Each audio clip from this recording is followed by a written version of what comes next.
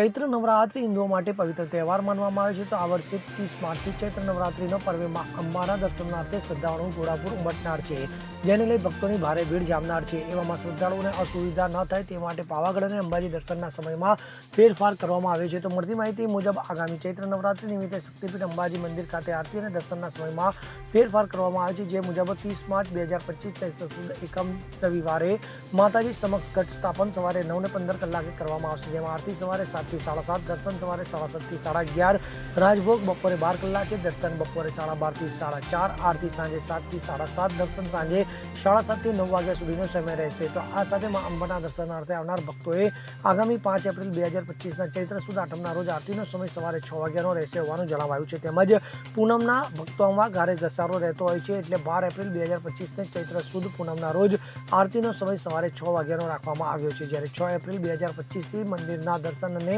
આરતીનો સમય રાબેતા મુજબ રહેશે। Bureau report CN24 news. હવે જુઓ દેશ દુનિયાની તમામ ખબરો તમારી આંગળીના ટેરવે। ઉઠાવો મોબાઈલ અને Google Play Store પરથી ડાઉનલોડ કરો અમારી CN24 ન્યૂઝ મોબાઈલ એપ।